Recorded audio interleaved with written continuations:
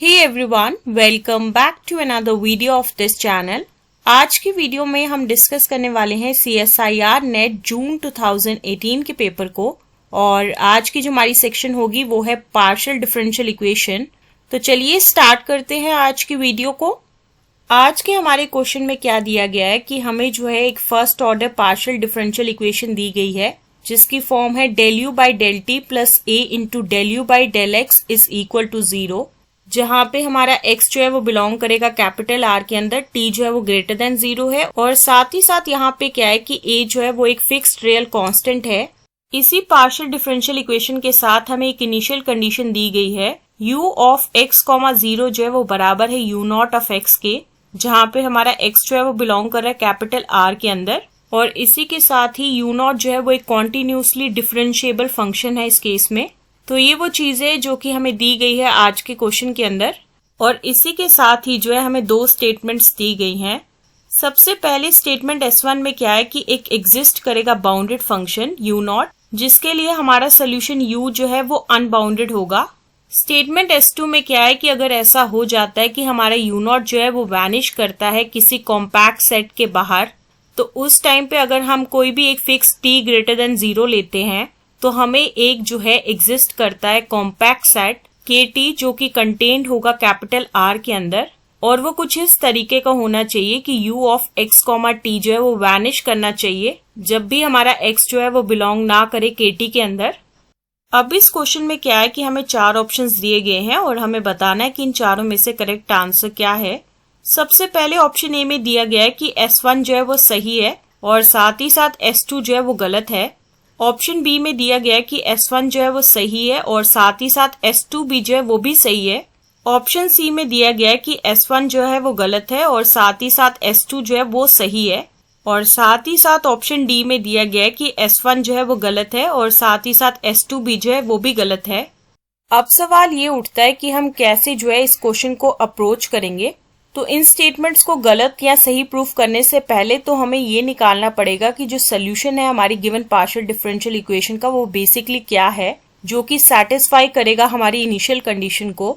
तो फिर ही statement S1 और S2 इन दोनों की बात हो सकती है क्योंकि इन दोनों में जो है जिक्र किया गया है सोल्यूशन u का जो कि हमारी गिवन पार्शियल डिफरेंशियल इक्वेशन का है। तो चलिए डिस्कस करते हैं इस क्वेश्चन के सोल्यूशन को और जानने की कोशिश करते हैं कि हमारी गिवन पार्शियल डिफरेंशियल इक्वेशन का बेसिकली सोल्यूशन होगा क्या। और उसके लिए जो है सबसे पहले हमें कंसिडर करना पड़ेगा हमारी गिवन पार्शियल डिफरेंशियल इक्वेशन जो कि है del u by del t plus a into del u by del x is equal to 0, जहाँ पे हमारा x जो है वो बिलोंग कर रहा है कैपिटल R के अंदर और t जो है ग्रेटर देन 0 है और हम मान के चलेंगे कि ये जो इक्वेशन नंबर 1 है। इस पार्शियल डिफरेंशियल इक्वेशन को जो है हम सॉल्व करेंगे हमारे लेग्रांज मेथड से और उसके लिए जो है हमें कंसिडर करना पड़ेगा लेग्रांज ऑक्सिलरी इक्वेशन हमारी इक्वेशन 1 के लिए, जो कि किसके बराबर होगी dx by a is equal to dt by a is equal to du by 0 और हम मान के चलेंगे कि ये जो इक्वेशन नंबर 2 है। सबसे पहले हम कंसिडर करेंगे हमारी जो पहली दो फ्रैक्शंस है इक्वेशन 2 की और वो क्या है dx by a is equal to dt by a और उसके बाद जो है हम इस a को ट्रांसफर करेंगे dt के पास, तो उसके बाद ये चीज जो है वो फर्दर इस चीज को इम्प्लाई करेगी dx जो है वो बराबर होगा a इंटू dt के। अब हम इस इक्वेशन को जो है वो इंटीग्रेट करेंगे दोनों तरफ, तो उसके बाद ये चीज जो है वो बराबर होगी x is equal to at plus c1, जहाँ पे हमारा c1 जो है वो एक आर्बिट्री कांस्टेंट है। अब हम क्या करेंगे कि इस at को जो है वो ट्रांसफर करेंगे राइट हैंड साइड से लेफ्ट हैंड साइड की तरफ, तो ये चीज जो है वो बराबर होगी x माइनस at जो है वो बराबर होगा c1 के और हम मान के चलेंगे कि ये जो इक्वेशन नंबर 3 है। अब हम कंसिडर करेंगे लास्ट फ्रैक्शन हमारी इक्वेशन 2 की जो कि क्या है du इज इक्वल टू 0 और उसके बाद जो है हम इसमें भी इंटीग्रेट करेंगे दोनों तरफ ताकि हमें मिल सके u इक्वल टू c2 और हम मान के चलेंगे कि ये जो इक्वेशन नंबर 4 है जहाँ पे हमारा c2 जो है वो एक आर्बिट्री कांस्टेंट है।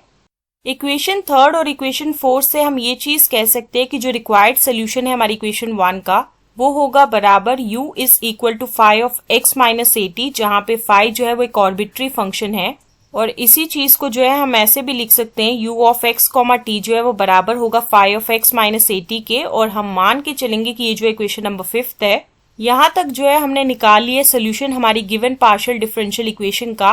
और जैसा कि मैंने आपको बताया था कि इस क्वेश्चन में हमें एक इनिशियल कंडीशन दी गई है कि u ऑफ x, 0 जो है वो बराबर है u नॉट ऑफ x के, और ये u नॉट ऑफ x जो है वो बहुत ही ज्यादा इंपॉर्टेंट प्ले रोल कर रहा है हमारी स्टेटमेंट्स S1 और S2 के अंदर, क्योंकि उन दोनों में जो है वो जिक्र किया गया है u नॉट का। जब हम ये इनिशियल कंडीशन जो है वो यूज करेंगे हमारे u ऑफ x, t के अंदर, तो उसके बाद हमें क्या मिलेगा, u ऑफ x, 0 जो है वो बराबर होगा u नॉट ऑफ x के, जो कि फर्दर बराबर होगा फाई ऑफ x के। तो यहाँ से हमें क्या पता चल रहा है कि u नॉट ऑफ x जो है वो बराबर है फाई ऑफ x के, जो कि फर्दर इस चीज को इम्प्लाई करेगा कि u not of x minus 80 जो है वो बराबर होगा फाई ऑफ x माइनस 80 के। और जब हमने फाई ऑफ x माइनस 80 की वैल्यू को पुट किया हमारी इक्वेशन 5 के अंदर, तो उसके बाद हमें मिलेगा u ऑफ x, t जो है वो बराबर होगा u not of x minus 80 के, और हम मान के चलेंगे कि ये जो इक्वेशन नंबर 6 है, तो इस केस में इक्वेशन 6 जो है वो रिप्रेजेंट कर रही है हमारे रिक्वायर्ड सोल्यूशन को, जो कि हमारी गिवन पार्शियल डिफरेंशियल इक्वेशन का है, और साथ ही साथ ये जो है वो सेटिस्फाई कर रही है हमारी इनिशियल कंडीशन को भी। अब इसके बाद हम क्या करेंगे कि हम स्टेटमेंट S1 और S2 को, इन दोनों को कंसिडर करेंगे और जानने की कोशिश करेंगे कि इन दोनों में से कौन सी स्टेटमेंट जो है वो सही है और कौन सी गलत है। सबसे पहले हम कंसिडर करेंगे स्टेटमेंट S1 के बारे में। स्टेटमेंट S1 में बेसिकली हमें क्या चेक करना है कि एक ऐसा बाउंडेड फंक्शन u नॉट जो है वो एग्जिस्ट करता है जिसके लिए हमारा सोल्यूशन u जो है वो अनबाउंडेड हो।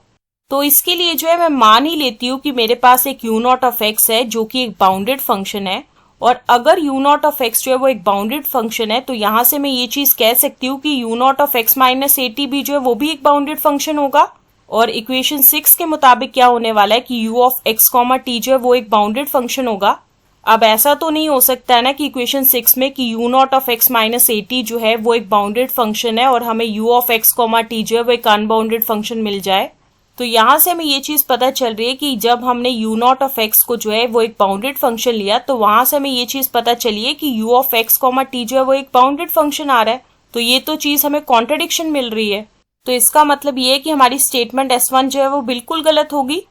इन दोनों स्टेटमेंट्स को डिस्कार्ड करने के बाद जो है थोड़ा बहुत तो कॉन्फिडेंस बिल्डअप हो ही गया होगा कि हम इस क्वेश्चन को जो है वो सॉल्व कर पाएंगे। और अब हमारे पास जो है केवल 2 ही ऑप्शंस है जिन्हें हमें चेक करना है और हमें बताना है कि इन दोनों में से जो है कौन सा ऑप्शन सही होगा। ऑल्दो ये क्वेश्चन जो है वो हमें पूछा गया है पार्ट सी के अंदर, जिसमें एक से ज्यादा ऑप्शन जो है वो सही हो सकते हैं, लेकिन इस क्वेश्चन के केस में सिर्फ एक ही ऑप्शन सही हो सकता है, क्योंकि या तो S2 जो है वो सही हो सकता है या तो वो गलत हो सकता है। बीच में तो रह नहीं सकता ना कि सही भी हो और गलत भी हो, और S2 को जो है वो इस केस में आर या पार होना ही पड़ेगा। और इन दोनों में से कौन सा ऑप्शन जो है वो सही होगा वो डिसाइड करेगा हमारा स्टेटमेंट S2। तो उसके लिए तो अब हमें कंसिडर करना पड़ेगा हमारी स्टेटमेंट S2 को। तो चलिए बिना टाइम वेस्ट करते हुए हम आ जाते हैं हमारी स्टेटमेंट S2 की तरफ। और इस स्टेटमेंट S2 में बेसिकली क्या है कि अगर ऐसा हो जाता है कि हमारे पास u नॉट है जो कि वैनिश कर रहा है किसी कॉम्पैक्ट सेट के बाहर, तो उस टाइम पे हर एक फिक्स t ग्रेटर देन 0 के लिए जो है हमें एक कॉम्पैक्ट सेट मिलेगा kt, जो कि कंटेन्ड होगा हमारे कैपिटल R के अंदर। और उसमें क्या होगा कि u ऑफ x, t जो है वो वैनिश करेगा जब भी हमारा x जो है वो बिलोंग नहीं करेगा kt के अंदर। स्टेटमेंट S2 को चेक करने के लिए जो है हम मान ही लेते हैं कि u नॉट जो है वो वैनिश कर रहा है हमारे compact set closed A1, B1 के बाहर, और साथ ही साथ हम मान लेते हैं कि t जो है वो ग्रेटर देन 0 है, जो कि एक फिक्स नंबर हमने इस केस में लिया है। इस चीज का बेसिकली मतलब ये है कि u नॉट ऑफ x जो है वो 0 के बराबर होगा जब भी हमारा x जो है वो बिलोंग नहीं करेगा क्लोज्ड इंटरवल A1, B1 के अंदर। जैसा कि अभी हम डिस्कस करके आए हैं कि u of x, t equal to u not of x minus 80 है, जो कि हमारा रिक्वायर्ड सोल्यूशन है हमारी इक्वेशन 1 का। तो अगर मुझे चेक करना है कि u ऑफ x, t का बिहेवियर किसी कॉम्पैक्ट सेट के बाहर किस तरीके का है, क्या ये वैनिश करता है उस कॉम्पैक्ट सेट के बाहर या नहीं, तो उसका बिहेवियर जो है वो डिसाइड करेगा u not of x minus 80। और इस केस में हमारा u not of x minus 80 जो है वो हमें इस तरीके से इसलिए भी हेल्प करेगा क्योंकि हमारी स्टेटमेंट S2 में हमें ये चीज दी गई है कि हमारा u नॉट जो है वो वैनिश कर रहा है किसी कॉम्पैक्ट सेट के बाहर। तो चलिए कंसिडर करते हैं u not of x minus 80 जो वो 0 के बराबर नहीं है। ऑल्दो इसमें जो है मैं स्मॉल t का यूज कर सकती थी, लेकिन मेरी स्टेटमेंट S2 में जो है वो जिक्र किया गया कैपिटल T का, और वेरिएबल्स से जो है ज्यादा कुछ फर्क आता नहीं है इस केस में। और अगर मेरा u not of x minus A T जो है वो 0 के बराबर नहीं है तो मैं यहाँ से ये चीज कह सकती हूँ कि x माइनस ए टी जो है वो बिलोंग करेगा closed interval a1 comma b1 के अंदर। और ये चीज जो है वो फर्दर इस चीज को इम्प्लाई करेगी कि a1 जो है वो लेस देन इक्वल टू होगा x minus A T is less than equal to b1 होगा। फिर मैं क्या करूंगी कि इस इनइक्वालिटी में जो है ऐड करूंगी a को, तो उसके बाद ये चीज जो है बराबर होगी a1 plus A T is less than equal to x is less than equal to b1 plus A T. तो इसका मतलब ये है कि जब मेरा u not of x minus A T जो है वो 0 के बराबर नहीं होगा तो उस टाइम पे मेरे x की वैल्यू जो है वो वैरी करेगी a1 प्लस ए टी से b1 प्लस ए टी के अंदर। तो यहाँ से मैं ये चीज कह सकती हूँ कि u of x comma T जो है वो 0 के बराबर नहीं होगा जब मेरा x बिलोंग करेगा closed interval a1 plus A T comma b1 plus A T के अंदर। और इसी के साथ ही जब मैं कंसिडर करूंगी u not of x minus A T जो है वो 0 के बराबर होगा तो उस टाइम पे मुझे ये चीज मिलेगी कि x जो है वो बिलोंग नहीं करेगा मेरे closed interval a1 plus A T comma b1 plus A T के अंदर। और उसके बाद जो है ये चीज इम्प्लाई करेगी कि u of x comma T जो है वो 0 के बराबर नहीं होगा जब भी मेरा x जो है वो बिलोंग नहीं करेगा closed interval a1 plus A T comma b1 plus A T के अंदर। और इस केस में मैं इस कॉम्पैक्ट सेट को जो है वो मान के चलती हूँ कि ये जो है kt के बराबर है जो कि कंटेन्ड है मेरे कैपिटल R के अंदर। तो यहाँ से मैं ये चीज कह सकती हूँ कि एक कॉम्पैक्ट सेट kt जो है वो एग्जिस्ट कर रहा है जो कि कंटेन्ड है कैपिटल R के अंदर। और साथ ही साथ ये चीज हो रही है कि u of x comma T जो है वो 0 के बराबर है जब x जो है वो बिलोंग नहीं कर रहा है इस क्लोज्ड इंटरवल kt के अंदर। और इस केस में जो t है ग्रेटर देन 0 है। तो यहाँ से मैं ये चीज कह सकती हूँ कि मेरी स्टेटमेंट S2 जो है वो बिल्कुल सही है। अब हम आ जाते हैं हमारे ऑप्शंस की तरफ और हमें देखना है कि ऑप्शन सी और ऑप्शन डी में से कौन सा ऑप्शन जो है वो सही है। और जैसा कि मैं अभी प्रूव करके आई हूँ कि S2 जो है वो बिल्कुल सही है तो इसका मतलब ये है कि हमारा ऑप्शन डी जो है वो डिस्कार्ड हो जाएगा। तो यहाँ से मैं ये चीज कह सकती हूँ कि ऑप्शन सी जो है वो बिल्कुल सही है और वो जो है वो आंसर होगा इस क्वेश्चन का। ऑल्दो ये क्वेश्चन जो है वो थोड़ा बहुत डरावना लग रहा था क्योंकि इसमें बहुत ही ज्यादा जो है वो डाटा गिवन था, बट जब हमने इस क्वेश्चन को सॉल्व किया तो ये इतना भी डिफिकल्ट नहीं था। हाँ, डिफिकल्ट तब होता अगर हमें लैग्रांज मेथड जो है वो ना पता होता। तो थैंक गॉड हमें लैग्रांज मेथड के बारे में पता है, क्योंकि जब तक जो है हम सोल्यूशन ना निकालते हमारी गिवन पार्शियल डिफरेंशियल इक्वेशन का तो हम आगे ही नहीं बढ़ सकते थे और हम कैसे कंसिडर करते हमारी स्टेटमेंट्स S1 और S2 को। तो इस क्वेश्चन के सोल्यूशन को डिस्कस करने के बाद जो है हम एंड करते हैं आज की वीडियो को और मिलेंगे नेक्स्ट वीडियो में नए क्वेश्चन के साथ। So stay tune for the next video.